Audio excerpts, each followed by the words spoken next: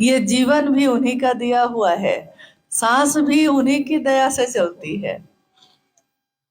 ये पहाड़, ये पेड़, जिस पेड़ के नीचे हम आप बैठे हैं, ये हमने तो बड़ा किया नहीं, इसको किसी ने लगाया होगा, लेकिन प्रकृति इसका खुद ही देखभाल करती है, खुद ही संरक्षण करती है। वैसे ही इंसान यानी हम और आप जो मानव हैं, जो इंसान हैं, हमको जन्म देने वाला, इस दुनिया में रखने वाला और इस दुनिया से फिर चले जाने के बाद जहां हम जाते हैं, हम सब कहते हैं कि भगवान है। भगवान दिखाई नहीं देता, लेकिन अगर भगवान नहीं है तो हमारा जीवन भी नहीं है। जैसे अभी हवा चल रही है, हवा चल रही है ना, हम सांस लेते हैं, सांस छोड़ते हैं, हवा दिखाई देती है, लेकिन उसके बिना हमारे प्राण नहीं चलते। वैसे ही वो महादेव जो है वो दिखाई नहीं देते, लेकिन उनके बिना हमारे जीवन का पल प्रतिपल चल ही नहीं सकता। महादेव की इच्छा से ये दुनिया बनी है।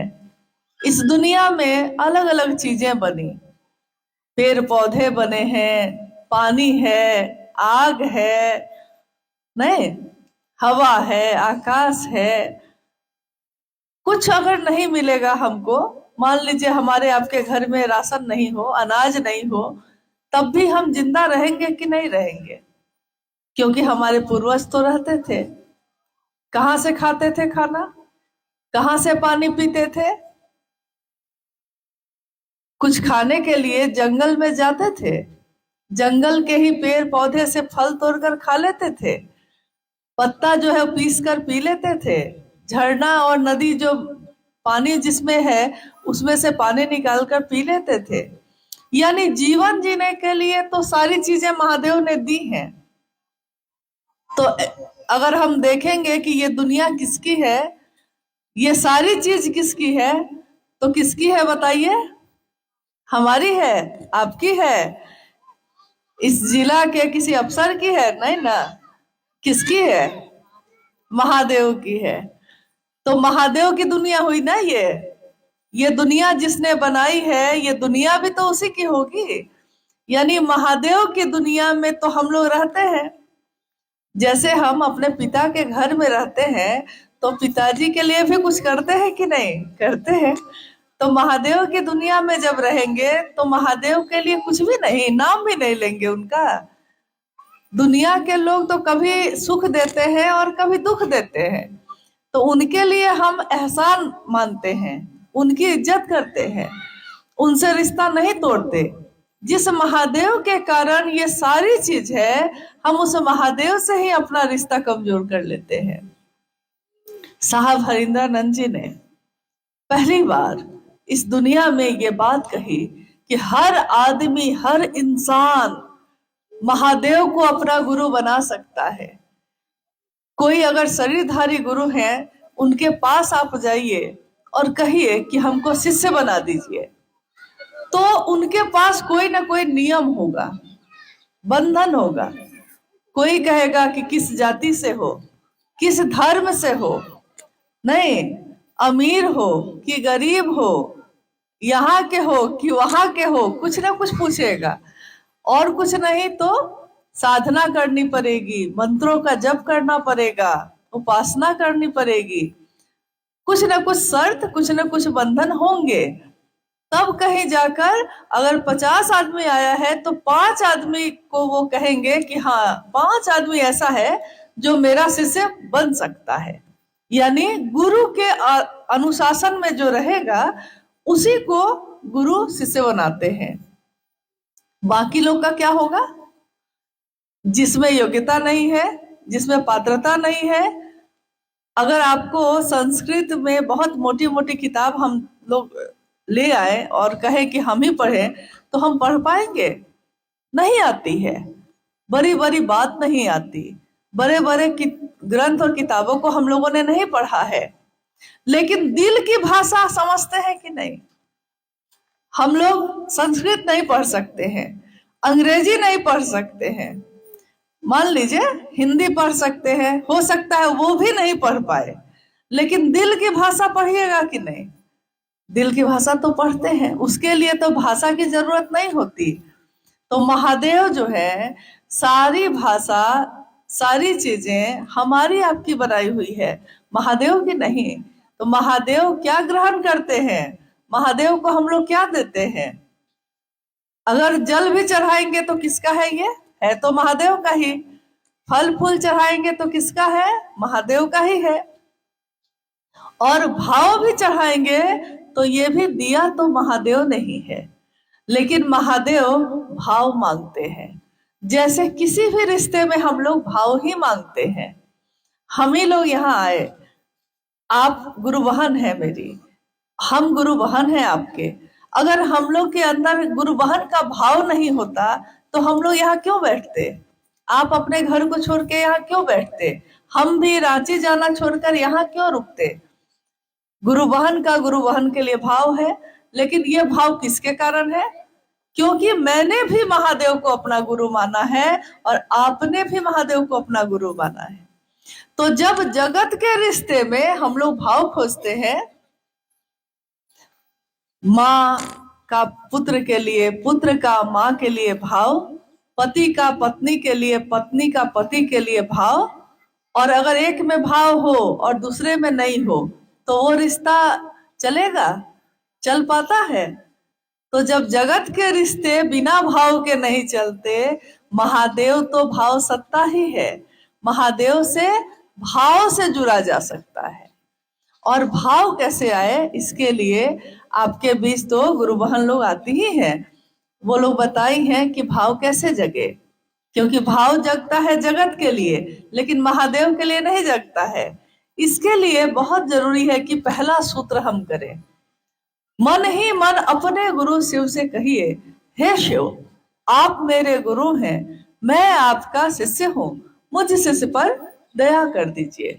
दया क्यों कह रहे हैं हम लोग, कृपा क्यों नहीं कह रहे हैं? ज्यादातर लोग तो यही ना कहते हैं कि कृपा होगी तब ना, लेकिन महादेव को गुरु बना के तो दया मांग रहे हैं। क्योंकि महादेव कौन है? भगवान। और भगवान गुरु भी है, लेकिन हम कौन है? एक नश्वर, हम लोग इंसान जिसको कुछ नहीं आता। हम लोग को अगर कुछ आ भी जाएगा तो उस महादेव के सामने उसकी क्या बिसात। लेकिन तब भी हम कहते हैं कि महादेव आप हमको अपना शिष्य बना लीजिए। और महादेव बनाएंगे क्योंकि वो जगत के पिता हैं, जगत के गुरु हैं। वो नहीं कह सकते कि तुम किस जाति किस धर्म के हो, महादेव कह सकते हैं, क्योंकि महादेव की तो पूरी दुनिया ही है, सब तो उनकी अपनी संतान है। वो किसी को मना नहीं कर सकते। वो कहेंगे कि आप क्या खाते हैं, क्या पीते हैं, कैसे जीते हैं, ये पूछेंगे, वो सब तो उन्हीं का है। तो वही महादेव जब हम पे दया करेगा तो बिना उसकी दया के हम शिष्य बन सकते हैं? नहीं बन सकते। इसीलिए पहला सूत्र में हम बार बार यही बात कहते हैं। और दूसरा सूत्र जो है उसमें हम महादेव की बात करते हैं, जितना आता है उतना ही। हम लोग को तो बहुत कुछ नहीं आता, आपको भी बहुत कुछ नहीं आता, लेकिन महादेव के लिए भाव कैसे पैदा हो ये तो आपको आता है। जब जगत के लिए आता है तो महादेव के लिए भी आएगा। महादेव की बात करते करते, शिव चर्चा करते करते एक दिन हमारा मन महादेव के लिए भाव से भर जाता है। आप देखिएगा गांव में कुआं होता है, कहीं कहीं कुआं है, यहाँ इस गांव में है। तो कुआं से पानी निकालने के लिए बाल्टी और रस्सी बांध के लटकाते हैं। उसमें कैसे निकालते हैं पानी? बाल्टी रस्सी में बांध के लटकाते हैं ना। और कहीं कहीं देखिएगा कि कुआं के किनारे पे एक पत्थर लगा रहता है और उसी पत्थर पे रस्सी लटका के पानी लेने के लिए खींचते हैं हम लोग। तो खींचने से क्या होता है, उस पत्थर पे रस्सी बार बार जाती है और आती है। पत्थर मजबूत है कि रस्सी मजबूत है? क्या मजबूत है? पत्थर ना कठोर है, पत्थर ना मजबूत है, रस्सी तो बहुत कमजोर है। लेकिन वो कमजोर रस्सी भी बार बार पत्थर पे जाती है और आती है, तो निशान बन जाता है कि नहीं, उस पे निशान बन जाता है।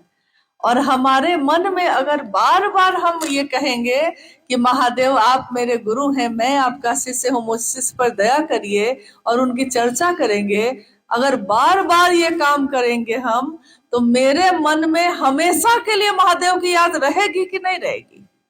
रहेगी। तो जिस बारे में हम बात करते हैं ज्यादा, हमको वही याद आता है, जिसकी बात कर लीजिए। और तीसरे में प्रणाम करते हैं।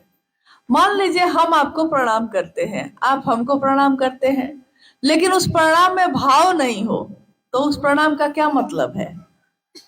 हम लोग के गांव में बहुत लोग हैं जो बड़े बूढ़े सामने आते हैं, आप उनको प्रणाम करते होंगे ना, प्रणाम काका, प्रणाम चाचा, प्रणाम बाबा करते हैं, लेकिन सबके लिए आपके मन में श्रद्धा नहीं होती।